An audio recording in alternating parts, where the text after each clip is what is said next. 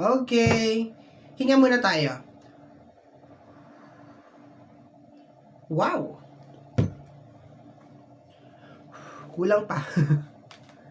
Kaya ba? Kaya ba, my dear Leo? Kaya to, kaya. Okay, my dear Leo, silipin natin ang iyong second half of December. This is from December 15 hanggang sa katapusan general reading, my dear. Silipin natin ang iyong kapalaran for the second half of December. And this is a general reading, mga my dear, so hindi to 100% na magre-resonate para sa ating lahat. So please lower your expectation pagdating po sa mga general reading. Okay, mga my dear? Yan, na-mix ko naman na to kanina, pero sige. Haluin natin siya ulit. Okay, cut na natin into 3. Alam, may nasisira ng baraha. Kasi overused na siya. Okay, my dear, hanapin na natin ang iyong first card. The 8 of Swords. Okay? Maganda tong 8 of Swords na to. Normally, 8 of Swords is energy ng trap card. Ayan, overthinking. Posibleng napapaligiran ka ng mga negative energy, mga negative na tao, or posibleng hindi mo gusto yung sitwasyon mo, hindi mo gusto yung kapaligiran mo, hindi mo alam hindi mo gusto kung nasaan ka ngayon, hindi mo alam kung anong gagawin mo, yung mga ganun na energy. Hindi na magandang card. Pero to the point na itong set of cards na to yung hawak natin at hindi yung ibang mga cards. Kung makikita mo dyan, my dear, yung ating 8 of Sword, ano ba sabi ko kanina? 8 of Cups? 8 of Swords. Sorry kung sabi ko kanina 8 of Cups, sorry. Pero 8 of Sword to. Kung makikita mo, my dear, yung ating 8 of Sword, natatanggal yung blindfold niya dyan. Closer ko. Closer. Ayan, natatanggal yung blindfold niya. Actually, nakikita na yung isa niyang mata dyan. Ayan, parang ayan.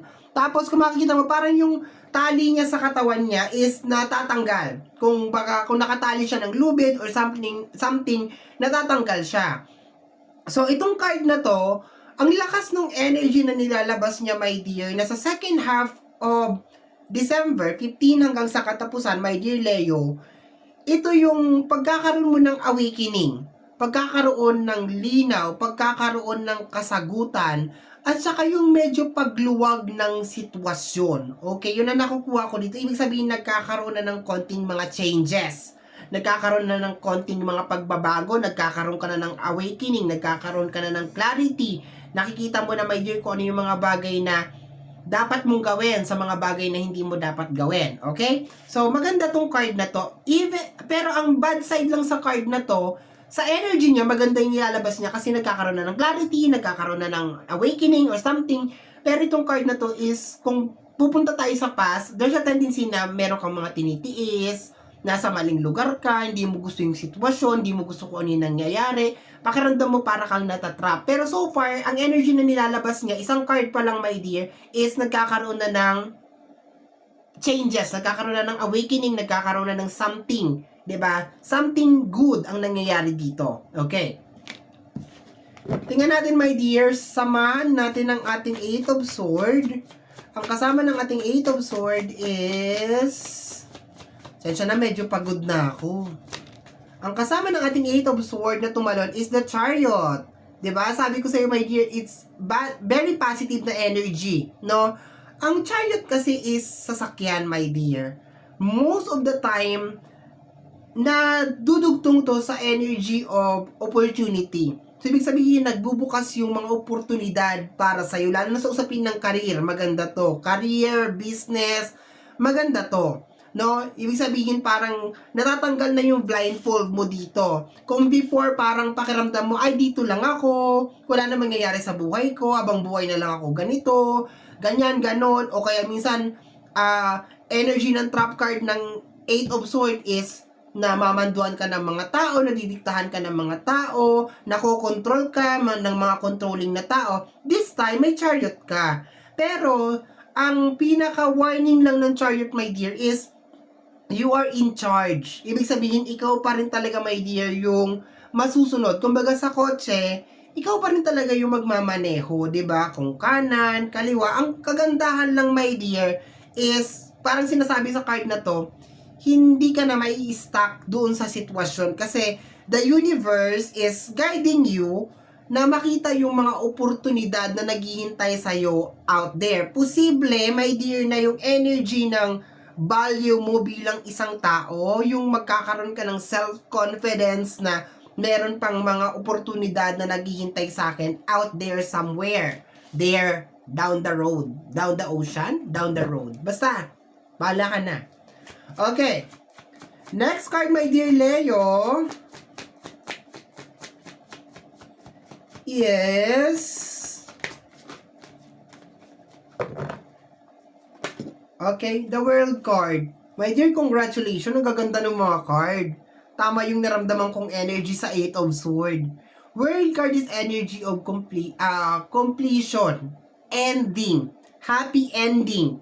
So, there's a tendency, my dear, na itong mga oportunidad na magbubukas sa second half of December, ito yung magpapabago ng buhay mo permanente. Na siya ibig sabihin, malaki yung magiging impact niya sa buhay mo. No? Kaya kinakailangan, my dear, talagang maging maingat ka dito. Ito nakikita ko dito, my dear. No? Kumbaga parang yung puso mo tsaka yung isip mo kailangan dedicated talaga sa change. Okay? Kasi nandun ka pa rin sa energy ng ng trap card. Dahan-dahan lang nagkakaroon ng liwanag, nagkakaroon ng awakening.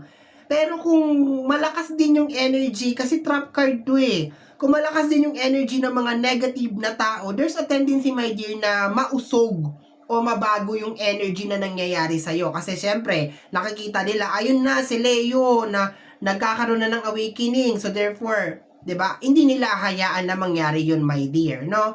So, I just hope, my dear, na follow your heart, follow your intuition, follow mo yung instinct mo, my dear, kasi tama yung sinasabi ng puso mo, 'di ba? Tama yung gusto mong mangyari kung ano man 'yan. Especially kung may kinalaman sa usapin ng career, may kinalaman sa mga oportunidad, somewhere out there, 'di ba? Yung mga ganon. Okay siya. Okay, let's go tayo, my dear. 'Di ba? Reading ko na to, my dear, kasi mamaya baka wala ka na namang reading. Galit ka na naman sa akin. Okay, the Knight of Pentacles. Focus ang second half of December. May kinalaman sa usapin ng pinansyal. Okay, this is related sa usapin ng hunting. So, dapat focus ka lang dito. Walang kasamang love, walang kasamang kalandian or something. Basta more on money lang. Kasi, parang nakukuha ko dito, love is very deceiving. Posibleng may mga tao na gamitin yung salita ng pagmamahal para malito ka na naman ulit, no? So, if you're actually in a relationship, wala na tayong magagawa kasi you are in a relationship, 'di ba?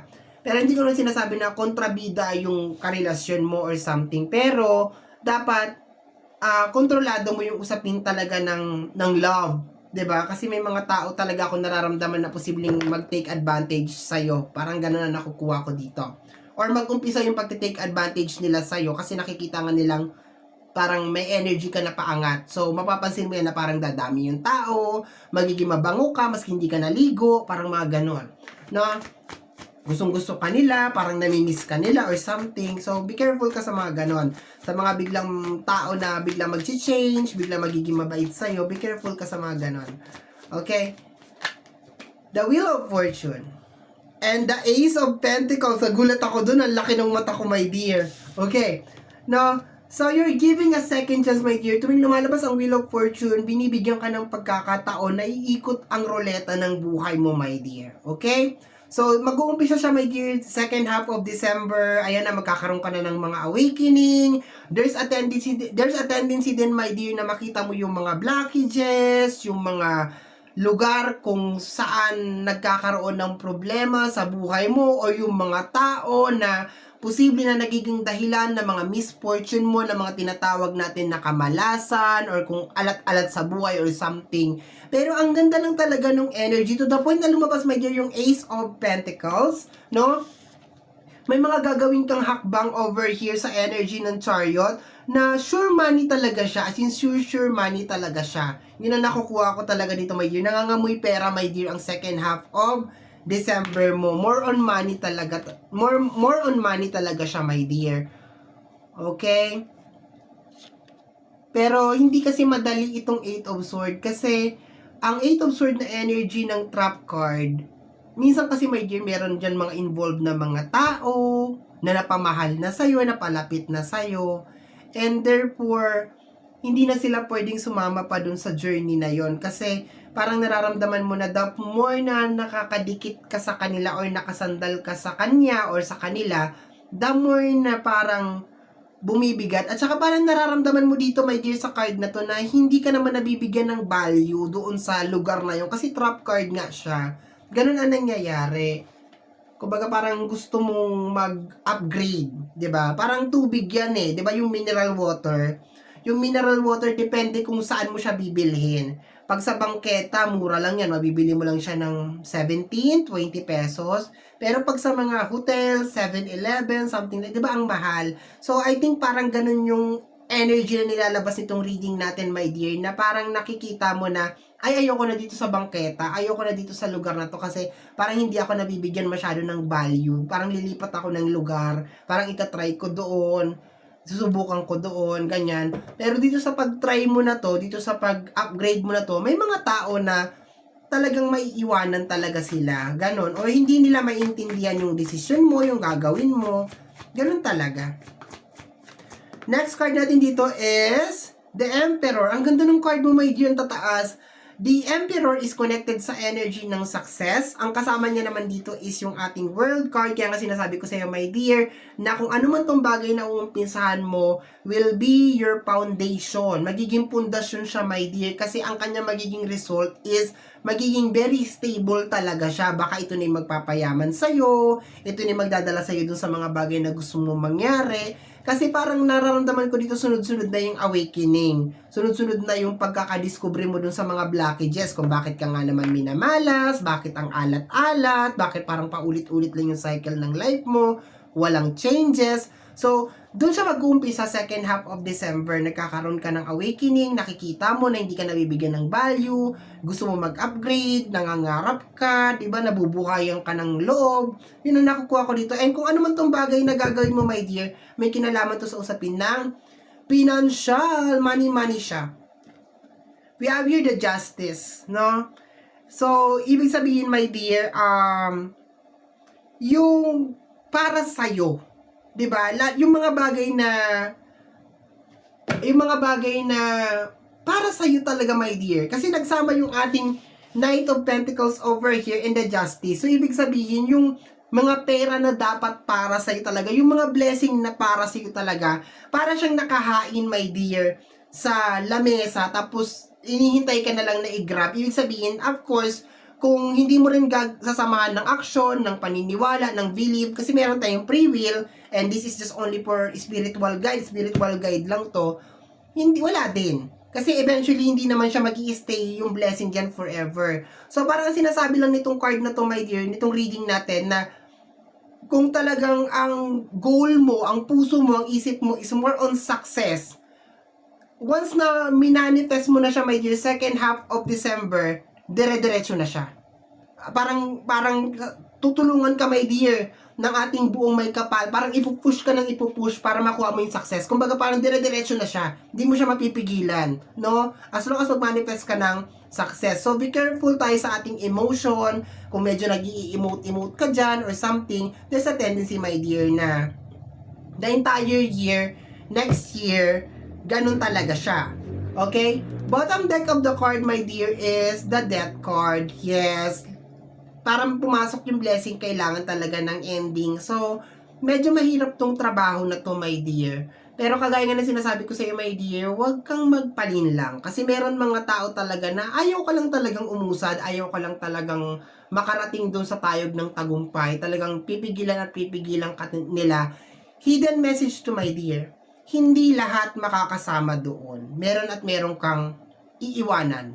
Meron kang kailangan talikuran. Meron kang sakripisyo na kailangan. Lahat dito sa mundo na to ay kailangan talaga ng sakripisyo bago mo siya makuha. Ganyan talaga. Kaya nga lagi kong sinasabi, my dear, energy.